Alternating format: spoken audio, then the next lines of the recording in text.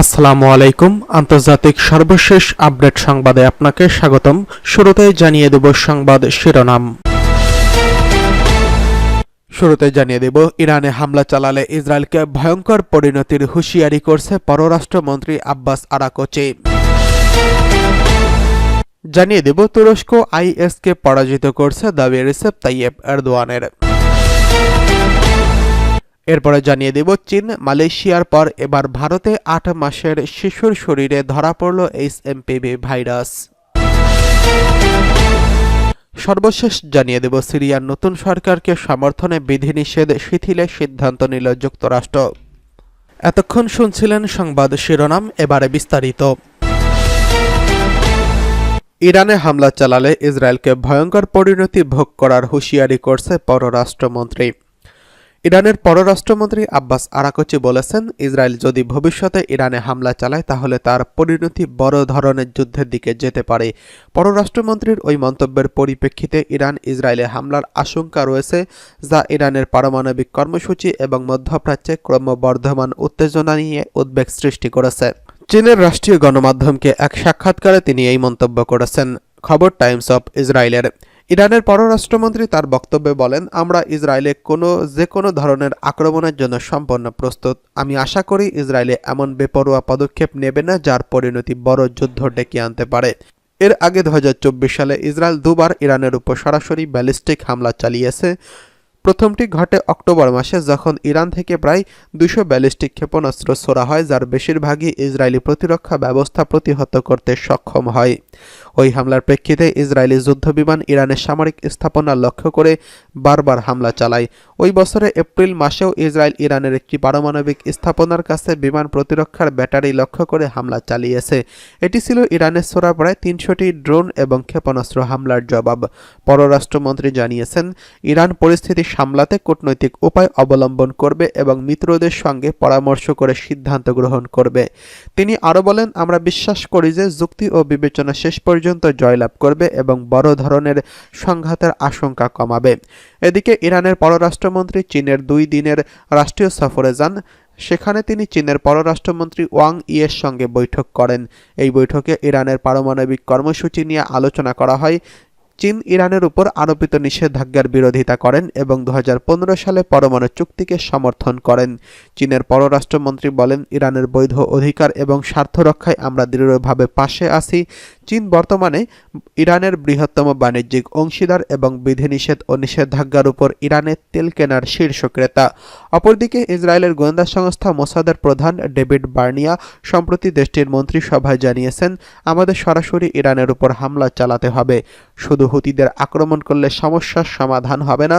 প্রসঙ্গত, ইয়েমেনে হুতি বিদ্রোহীরা যারা ইরানের সরবরাহকৃত অস্ত্র ব্যবহার করে সম্প্রতি ইসরায়েলের ভূখণ্ডে একাধিক ক্ষেপণাস্ত্র ছুড়েছে, ওসব হামলায় ইসরায়েলের লাখ লাখ মানুষকে নিরাপদে আশ্রয় যেতে বলেছেন।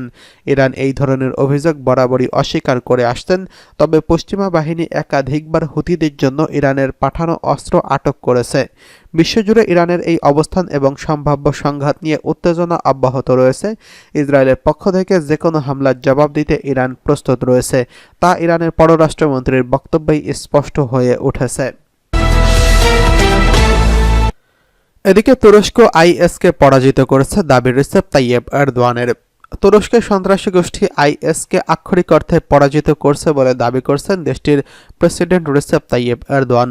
তবে ভূরাজনৈতিক প্রেক্ষিতে আঞ্চলিক পরিকল্পনার অংশ হিসেবে এই গোষ্ঠীকে পুনরায় ফিরিয়ে আনার চেষ্টা চলছে বলে অভিযোগ করেন তিনি।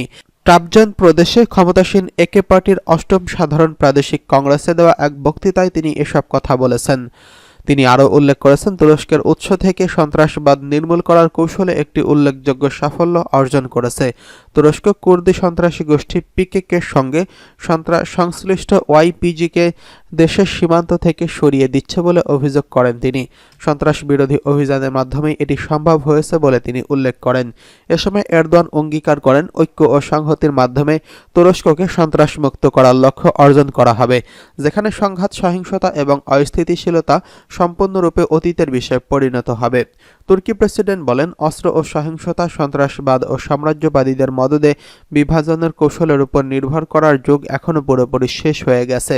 তিনি আরও বলেন, তুরস্কের ভাই ও বোনদের মধ্যে নতুন দেওয়াল তৈরি করতে হবে না, যাদের সঙ্গে তারা একই জমি ভাগ করে নিয়ে হাজার হাজার বছর ধরে বসবাস করে আসছেন। এদিকে চীন, মালয়েশিয়ার পর ভারতে ৮ মাসের শিশুর শরীরে এইচএমপি ভাইরাস শনাক্ত। এইচএমপিভি ভাইরাস আক্রান্ত ভারতের বেঙ্গালুরু এক শিশু। ৮ মাস বয়সী এই শিশুর শরীরে এই ভাইরাসের সংক্রমণ মিলেছে। একটি বেসরকারি হাসপাতালে চিকিৎসা চলছিল ওই শিশুর। সেখানেই নমুনা পরীক্ষায় এইচএমপিভি শনাক্ত করা হয়। কর্ণাটক রাজ্যের স্বাস্থ্য দপ্তর জানিয়েছে, নমুনাটি সরকারি ল্যাবরেটরিতে পরীক্ষা চালানো হয়নি। তবে স্বাস্থ্য দপ্তরের এক সূত্রের মাধ্যমে সংবাদ মাধ্যম ইন্ডিয়া টুডে জানিয়েছে, একটি বেসরকারি হাসপাতাল থেকে এই কথা জানানো গেছে যে বেসরকারি হাসপাতাল হওয়ায় পরীক্ষা সন্দেহ করার কোনো কারণ আমাদের কাছে নেই। সংবাদ মাধ্যম নিউজ 18 জানিয়েছেন, ভাইরাসের সংক্রমণ থাকার কথা নিশ্চিত করেছেন রাজ্যের স্বাস্থ্য দপ্তর।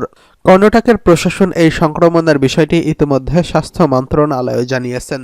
তবে চীনে যে এইচএমপিভি ভাইরাসের সংক্রমণ ছড়িয়েছে, এটিও সেই একই প্রজাতির কিনা তা এখনও স্পষ্ট হওয়া যায়নি। স্বাস্থ্য দপ্তরের একটি সূত্র ইন্ডিয়া টুডেকে জানিয়েছেন, চীনের এই ভাইরাস কোনো প্রজাতির সংক্রমণ ছড়িয়েছে সেই ক্ষেত্রে এখনও কোনো তথ্য পাওয়া যায়নি। ফলে এই ভাইরাসটি প্রজাতির বিষয়ে নিশ্চিত হওয়া যাচ্ছে না।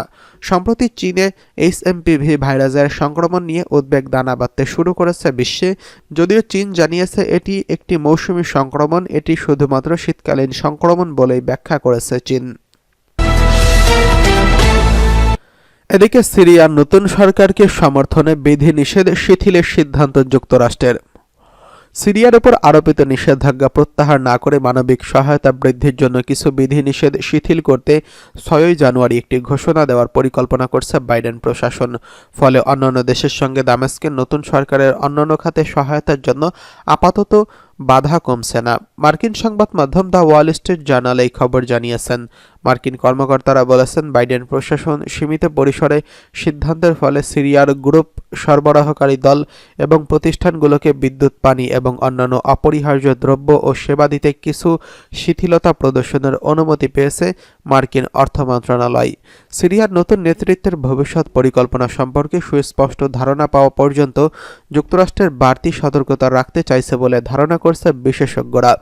সেই জন্যই আসাদ সরকারের পতনের আরও পূর্বে আরোপিত ব্যাপক নিষেধাজ্ঞা প্রত্যাহারে সময়ক্ষেপণ করা হচ্ছে। সিরিয়ার বাশার আল আসাদ সরকারের উৎখাতে নেতৃত্বদানকারী প্রধান গোষ্ঠী হায়াত তাহরি আল শামসের নেতা আহমেদ আল সারা দেশটির উপর থেকে সমস্ত নিষেধাজ্ঞা প্রত্যাহারের জন্য পশ্চিমা বিশ্বের কাছে আহ্বান জানিয়েছেন। আল কায়েদার সাবেক সহযোগী এই দলটিকে এখনও সন্ত্রাসী তালিকায় রেখেছে মার্কিন প্রশাসন। তবে আল সারার গ্রেফতার বা গ্রেফতারের জন্য সহায়তার জন্য ঘোষিত $1 কোটি মার্কিন ডলারের পুরস্কার ইতিমধ্যে তুলে নিয়েছে তারা। কর্মকর্তারা বলেছেন, এই শিথিলতার মেয়াদ থাকবে 6 মাস। এর ফলে প্রতি কেসে আলাদাভাবে অনুমোদন চাওয়ার ঝামেলা থেকে আপাতত মুক্ত হলেন সরবরাহকারীরা। তবে শর্ত থাকে যে সিরিয়ার কর্তৃপক্ষ এই সুবিধার অপব্যবহার করবে না।